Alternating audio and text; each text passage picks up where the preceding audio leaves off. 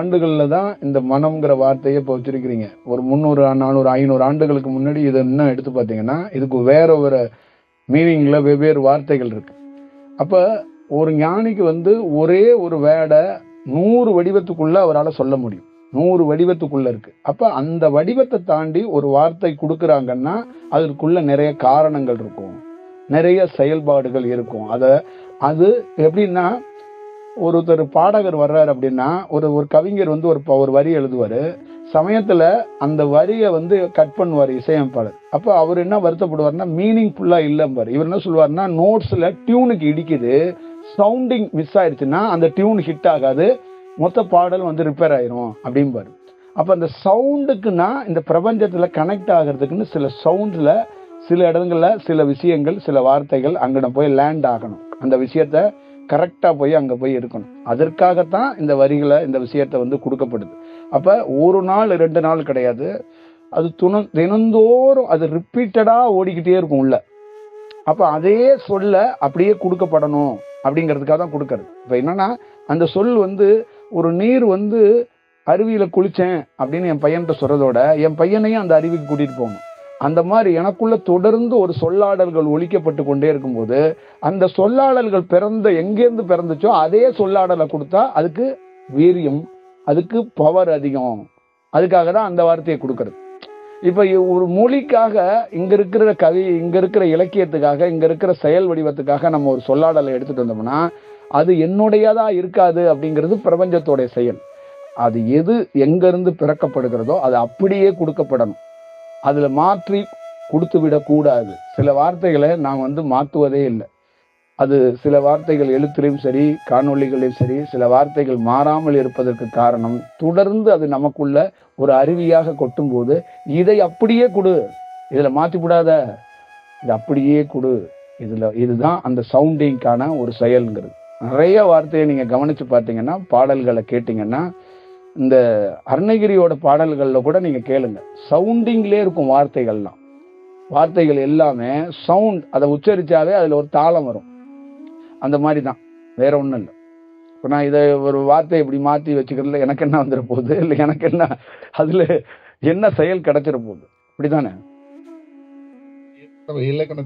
அது அங்க தியானத்துக்கு ஞானிக்கு இலக்கணமும் கிடையாது, கல்வியும் கிடையாது, கூடாரமும் கிடையாது, வாத்தியாரும் கிடையாது, பாடமும் கிடையாது, திட்டமும் கிடையாது, எதுவும் கிடையாது. அங்க தேவை என்னன்னா, என்னுடைய சவுண்டை கேட்டா முகத்தை மறந்துருங்க, குரலை மறந்துருங்க, வார்த்தையை மறந்துருங்க, நடுவுல வர அலைவரிசை உன்னை மறக்க வைக்கும். அவ்வளவுதான் அதுக்குள்ள இருக்கிறது. இப்போ உங்களுக்கு கொடுக்கப்படுறது மெயின் காரணம் என்னன்னா, நீ மொழி கற்றுக்கொண்டு நான் உன்னை கல்வியில சிறந்தவனா ஆக்க வரல. உன் இதயத்தை நிறுத்துறதுக்கு, உனக்குள்ள ஒரு எழுச்சியை ஏற்படுத்துறதுக்கு தான் நான் வந்திருக்கேன். நான் மொழி கற்றுக் கொடுக்க வந்த வாத்தியார் அல்ல. நல்லா ஞாபகம் வச்சுக்கணும். நான் காற்றை கற்றுக் கொடுக்க வந்த வாத்தியார். காற்றுல ஏதாவது தடுமாற்றம் இருக்குன்னா என்கிட்ட சொல்லுங்க.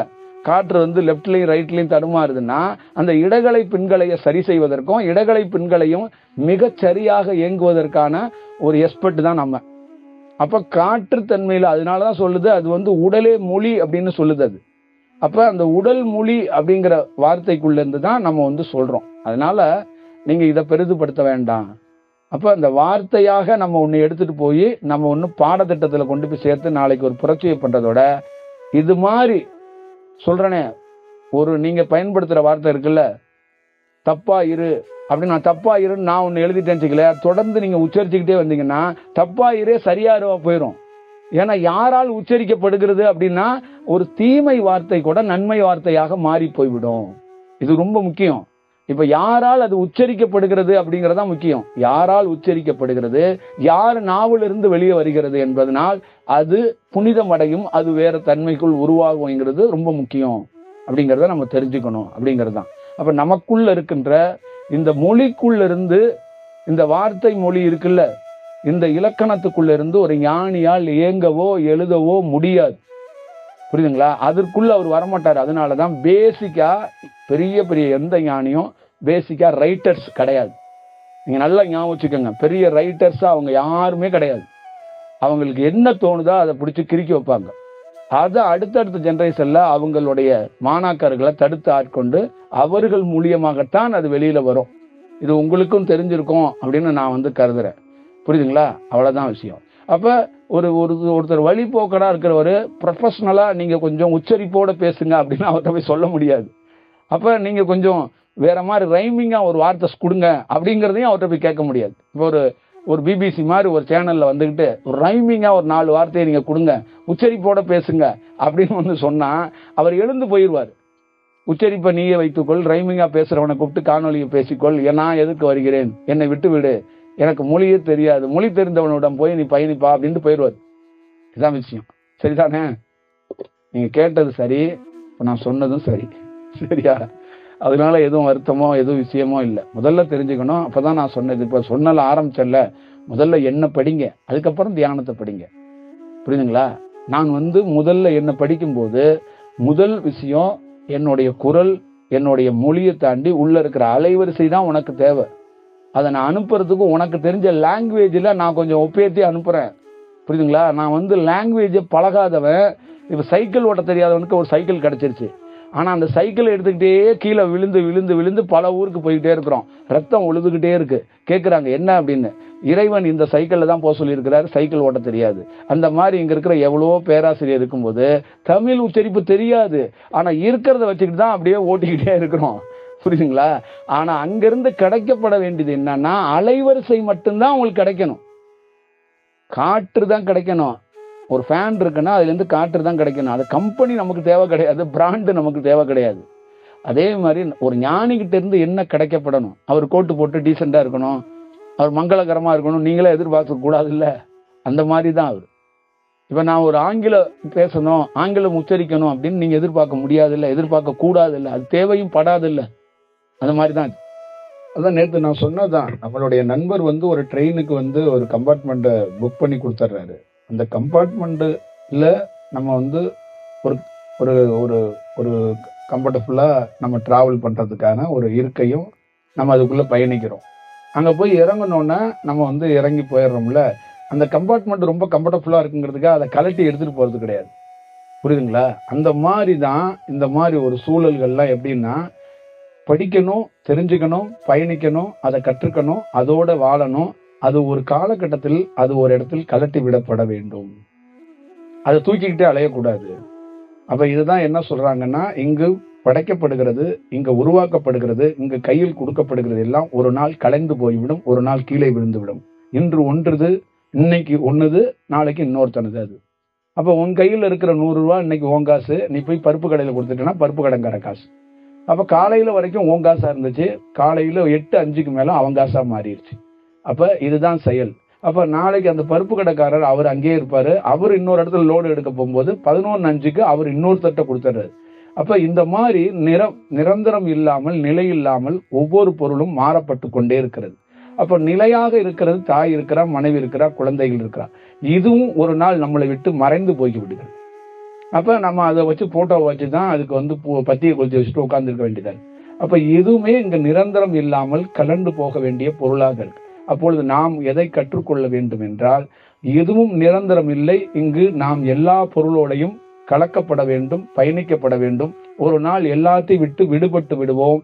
அதில் மிக முக்கியமானது, விடுபட போகிற பொருட்களிலே ரொம்ப முக்கியமான பொருள், எல்லா பொருளையும் சுமக்கக்கூடிய ஒன் பொருள் நீ இருக்க பாரு. எல்லா பொருளையும் சுமக்கக்கூடியவன் நீதான். நீயும் ஒரு நாள் விடுபட்டு போவாய் என்பதை தெரிஞ்சு கொள்ளணும். அதை தெரிந்து கொள்ளாதனாலதான் மரணத்து மீது பயம், தோல்வி மீது பயம், வாழ்க்கை மீது பயம், சமூகம் மீது பயம், எல்லாத்து மீதும் பயம். அந்த பயத்திலே வெறுப்பும் கோபமும் நீ வெளிப்படுத்துகிறாய். இதுதான் அதுக்குள்ள இருக்கிறது. ஒரு கீழே இருக்கிற ஒரு பையன் பள்ளிக்கு செல்லும் போது இந்த பாதையில் செல்லாதுன்னு ஒரு பையனை திட்டுறாங்க. அப்ப அந்த பையன் அந்த பக்கம் போகாம வேற பக்கம் போறான். அப்ப நிறைய இந்த மாதிரி அவன் ஒரு இடையூறுகளா சந்திச்சுக்கிட்டே வர்றான்னா, அவனுக்கு ஒரு இடத்துல ஒரு நல்ல வாய்ப்பு கிடைக்கும் போது அந்த கோபத்தை வெளிப்படுத்துகிறான். ஆனால் ஞானம் இருந்தால் அந்த கோபம் இல்லை, அந்த கடந்து வந்ததுக்கான காரணங்களையும் செம்மைப்படுத்தி உன்னை செய்துவிட்டு அதிலிருந்து தான் நீ உருவாக்கப்பட்டு இருக்கிறாய் என்பதை தெரிந்து கொள். அது உன்னை சுத்தி வந்தது அனைத்தும் எதற்காக வந்தது என்பதையும் தெரிந்து கொள். இப்படித்தான். இப்ப உங்களை ஒருவர் அடிக்க வருகிறார், உங்களை ஒருவர் புகழ வருகிறார் என்றால் இது ரெண்டுக்குமே காரணம் இருக்கிறது. அதுக்கு எதிர்வினை ஆற்றக்கூடாது என்பதுதான் மிக முக்கியமான காரணம். இது ரெண்டுமே நிலையானது அல்ல. அப்ப இறைவன் என்ன சொல்றான், நானும் நிலையானவன் அல்ல, நீயும் நிலையானவன் அல்ல. ஒரு தற்காலிகத்துக்கு 2 பேரும் ஒரு சொல்லாடல்களையும் ஒரு செயலையும் வைத்துக் கொண்டிருக்கிறோம். அவ்வளவுதான் இதுக்குள்ள இருக்கிறது. அவ்வளவு பெரிய மாணிக்க வாசகனையும் அவ்வளவு பெரிய அருணகிரிநாதரையும் நீ படிக்காத என்று ஒரு பிரபஞ்சம் சொல்கிறது என்றால் அதுக்குள் இருக்கின்ற உண்மைத்தன்மை என்ன? உங்களிடம் சொல்லவில்லை, என்னிடம் சொல்கிறது. ஏன் என்று கேட்டால், அந்த மொழி உனக்கு இப்பொழுது தேவையில்லை. உனக்குள்ளே ஒரு மொழி வருகிறது பார், அதை நீ ஸ்டடி பண்ணு. நீ வெளியில இருக்கிற ஏட்டில் இருக்கின்ற மொழியை ஸ்டடி பண்ணுவதை விட உன் காற்றிலிருந்து, உன் மௌனத்திலிருந்து, உன்னுடைய இதயம் சொல்லக்கூடிய மனம்னு சொல்லக்கூடிய அதுல ஒரு மனம் நின்று இன்னொரு அலைவரிசையால் ஒரு காற்று கிடைக்கும். அந்த காற்றிலிருந்து ஒரு மொழி கிடைக்கும், ஒரு வார்த்தை கிடைக்கும், சவுண்ட். இதுதான் பிரபஞ்ச சவுண்ட் அப்படிம்பாங்க. இந்த பிரபஞ்ச சவுண்டை எப்போ ஒருவன் கேட்க முடியும்னா, அவனுடைய இதயம்னு சொல்றது இருக்குல்ல, அவனுடைய மனம்னு சொல்றது இருக்குல்ல, இந்த மனதிலே 2 அங்க அந்த ஐயா சொன்ன மாதிரி காற்று, இந்த இதுல ரெண்டு விஷயம் இருக்குல்ல. அப்ப அந்த காற்றா இல்லாம உன்னுடைய இதயம் எண்ணங்கள் உருவாகுதுன்னு சொல்றாங்கல்ல, அந்த எண்ணம் இல்லாமல் அந்த எண்ணம் இடத்திலேயே பிரபஞ்சத்தால் தோற்றுவிக்கப்படுகிற ஒரு உயர்ந்த காற்று உருவாகுதுங்கிறாங்க. அப்ப அந்த உயர்ந்த காற்றிலிருந்து ஒரு வார்த்தை பிறக்கப்படுகிறது, ஒரு இசை பிறக்கப்படுகிறது. அந்த வார்த்தையை நீ உச்சரிக்கும் போது, அதோடு கலக்கும் போது இந்த டிவைனோட நீ கலக்கிற. அப்ப நீயும் பிரபஞ்சமும் தனியல்ல என்பதையும் தெரிந்து கொள்கிறாய். பிரபஞ்சமும் நிரந்தரமல்ல, நீயும் நிரந்தரமல்ல என்பதையும் தெரிந்து கொள்கிறாய் என்பதுதான் அதோட விஷயம். அப்ப முதல் சொல்கிறது என்ன என்றால், ஒரு ஆங்கில பேராசிரியர், ஒரு தமிழ் பண்டிதரா இருக்கக்கூடிய ஒரு தாயார், இவங்க 2 பேருமே உனக்கு வெளியிலிருந்து கற்றுக் கொடுக்கப்படுகிற கல்வியாக இருக்கிறது. உள்ளே உனக்கு ஒரு வாத்தியாரும் டீச்சர் இருக்கிறாங்க. அது ஆணாக புடவை கட்டி, ஆணாக வேட்டி சட்டை கட்டி, பெண்ணாக புடவை கட்டி இல்ல. ஆனால் அது ஒரு குரலாக கேட்கிறது. அது ஒரு ஆண் குரல் மாறி பெண் குரல் மாறி குரல்கள் மாறப்படுகிறது.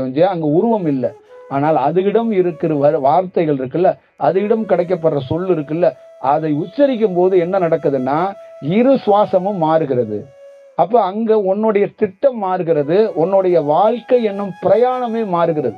அப்ப ஒரு ஞானியிடம் இருந்து சில செயல் வடிவங்கள் அந்த அலைவரிசை கிடைக்கப்படும் போது அதுதான் சொல்கிறது, நீ புல்லாங்குடலை இசைக்கப்படுது, புல்லாங்குடலை பெரிதாக நினைப்பாயா, அந்த புல்லாங்குடல் இருந்து வருகிற இசையை பெரிதாக நினைப்பாயா அப்படி என்று கேட்டால், புல்லாங்குடல் என்று இசைக்கப்படுவது, அடுத்தது புல்லாங்குடலை இசைக்கிறாரே அவர், அதுக்கப்புறம் அதுக்குள்ளிருந்து வருகிற லயத்தோடு வருகிற சுதியோடு வருகிற அந்த செயல், இது எல்லாத்தையுமே இவங்க விரும்புறாங்க, காதலிக்கிறாங்க, ரசிக்கிறாங்க. ஆனால் அவர் சொல்கிறார், இது எல்லாத்தையும் விட்டு அதற்குள் இருக்கிற சவுண்ட் அப்படிங்கிறது ஒண்ணு இருக்கு, அதை கண்டுபிடிக்க முடியாத நடுவுல ஒரு லேயர் இருக்கு, அதுதான் பிரபஞ்சத்தோடைய செயல். அதுதான் இங்க என்ன சொல்கிறான் என்றால், ஒருத்தர் தியானத்துக்குள்ள கற்றுக்கொண்டவன், தியானத்திலிருந்து பெற்றவன், இந்த உலகத்துல சுத்தி கிடக்கிற எல்லா பொருளையும் விட்டு உனக்கு தேவையான ஒரு பொருள் உன்னை நோக்கி பிரபஞ்சத்திலிருந்து வரும், அது உனக்குள்ளே வாகித்து இருக்கும். அது ஒருவேளை உனக்குள்ள தக்க வைக்கப்பட்டால் தேவையற்ற பொருட்களை அதுவே களைந்து விடும். ஒரு சல்லடை மீது தண்ணி ஊத்தினால் அது ஒரு 1000 துவாரங்களாக கீழே கொட்டும். நீ பார்த்தா மழை எப்படி கொட்டுதோ அந்த மாதிரி கொட்டும்.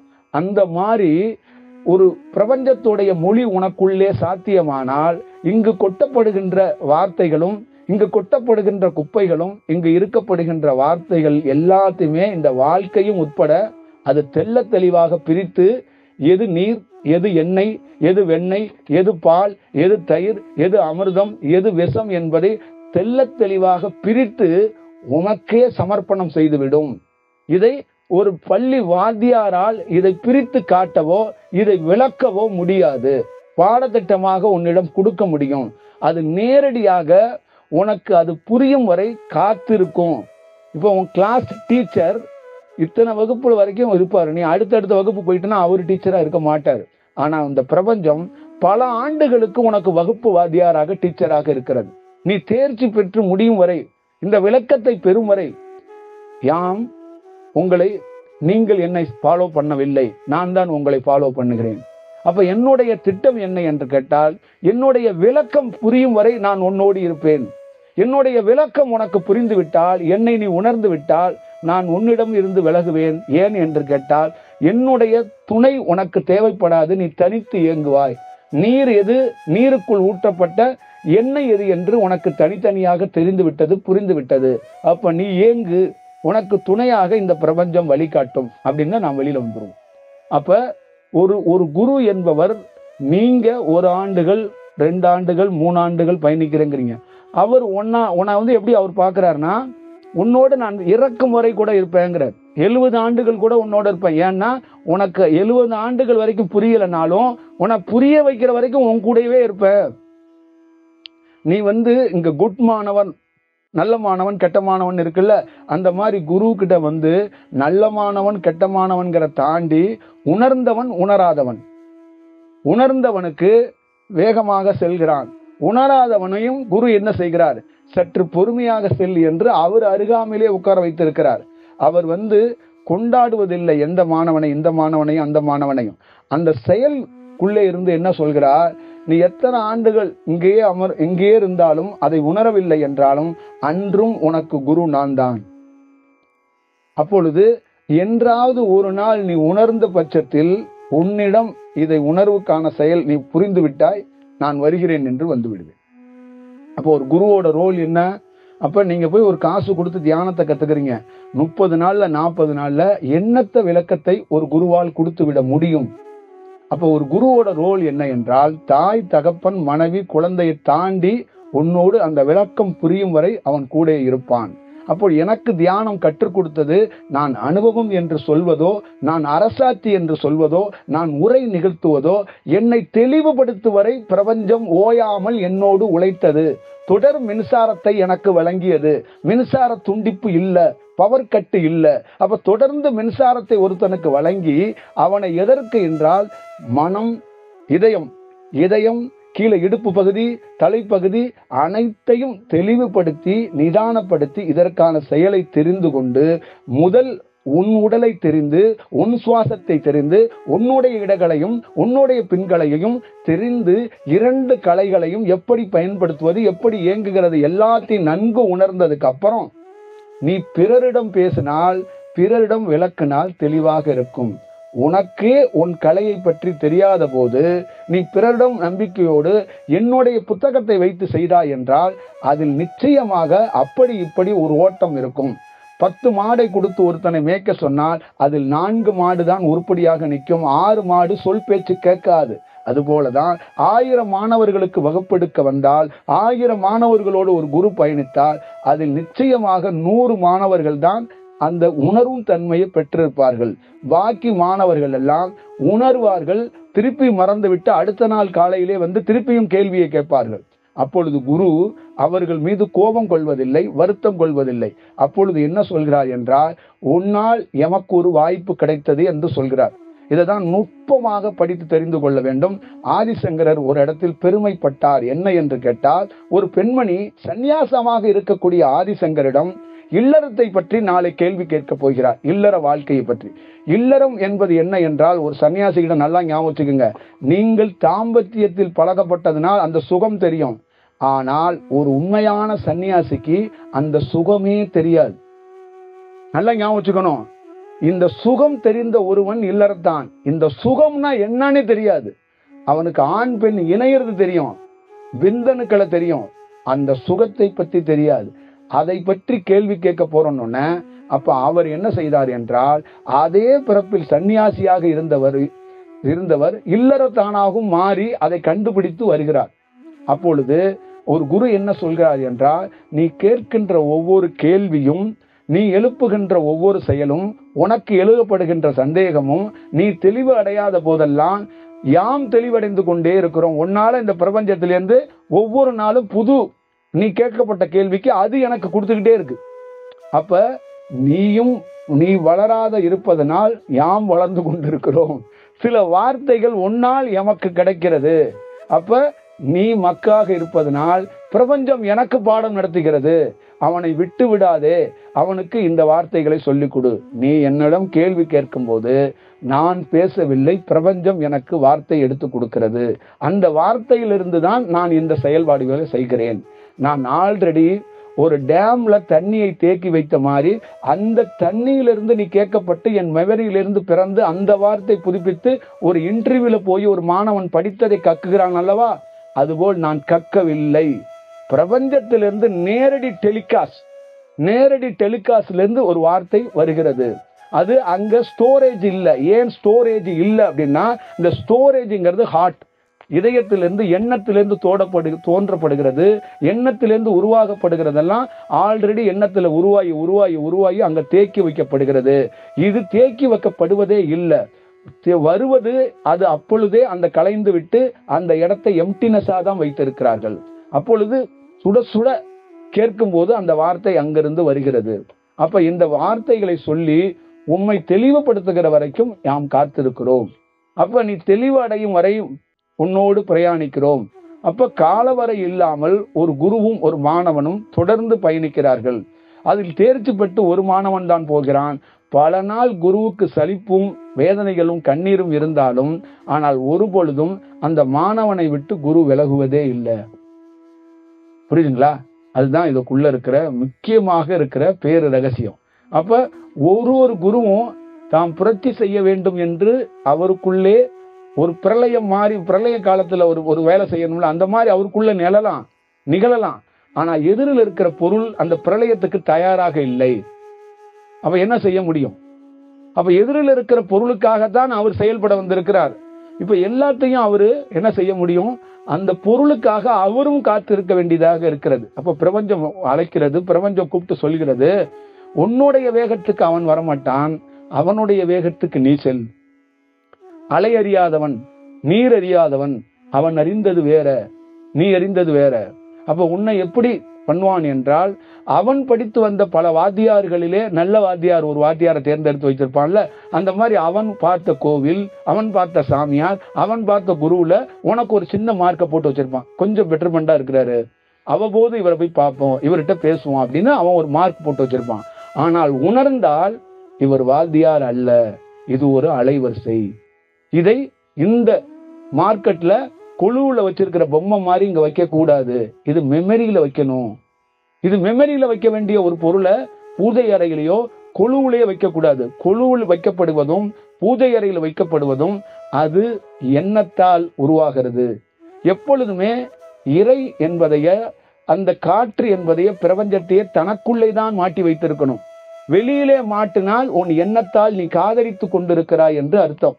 உன் பூஜை அறையில் இருக்கிறது அல்லவா, அது எல்லாத்தையும் நீ காதலித்து கொண்டிருக்கிறாய். கொழுவிலே வைக்கிறாய் அல்லவா பொம்மை எல்லாம், கிருஷ்ணன், ராமன், சிவன் எல்லாம், அது உனக்கு காதலால் எண்ணத்தால் உருவாகி ஒரு பிடித்து போய் இதிலிருந்து நன்மை நடந்துவிடும் என்று சொல்கிறார்கள்.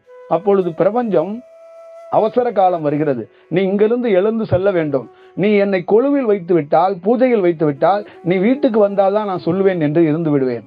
நீ என்னை உள்ளேயே வைத்துக் கொண்டிருந்தால் எப்பொழுதும் உனக்கான வேலையை எந்த பொழுதிலும் நான் செய்து கொண்டே இருப்பேன். அப்பொழுது ஒரு குருவை புகைப்படமாக வீட்டிலேயோ செல்போன்களே மாற்றுவதை விட்டுவிட்டு உனக்குள்ளே மாட்டிக்கொள், உனக்குள்ளே வைத்துக்கொள். அதுதான் உண்மை செயல். உனக்கு இந்த உலகத்தில் எந்த கடவுள் வேணாலும் பிடிக்கலாம், ஆணி எடுத்து புகைப்படமாக மாட்டாதே, உனக்குள்ளே மாட்டு, உனக்குள்ளே ஒரு செயல் செய். அதுவே உன்னோடு அது பயணிப்பதற்கும், உன்னோடு அது வாழ்வதற்கும், உன்னோடு பிரயாணம் செய்வதில் அது மிக முக்கியமாக இருக்கும். அப்ப இதுதான் இதுக்குள்ள இருக்கிற வடிவமாக நம்ம சொல்லணும்னு நினைக்கிறோம். அப்ப ஒவ்வொருத்தருக்கிட்டையும் எல்லா பேரும் தெளிவடைந்தவர்களாக இருக்க முடியாது. அப்ப அந்த தெளிவு பெறும் வரை அவர் காத்திருக்க வேண்டியதா இருக்கு. அப்புறம் அவருடைய மொத்த பாடத்திட்டத்தை கொடுத்து என்றாவது ஒரு நாள் நீ தெளிவடைந்து தீர்வாய். அப்பொழுது நான் நேரடியாக இருந்த காலம் இவ்வளவு, நான் மறைந்து இருக்கிற காலம் இவ்வளவு, அதை நான் உனக்கு தெளிவாக சொல்லிவிட்டு போகிறேன் அப்படின்னு அவர் போயிடுவார். ஆனா பாடத்திட்டம் உன்னிடம் இருக்கும். என்றாவது ஒரு நாள் நீ தெளிவடை வரை நான் சூட்சமத்தில் கூட உன்னோடு தான் இருப்பேன் அப்படிங்கறதா அதோடைய பொருள். சரியா?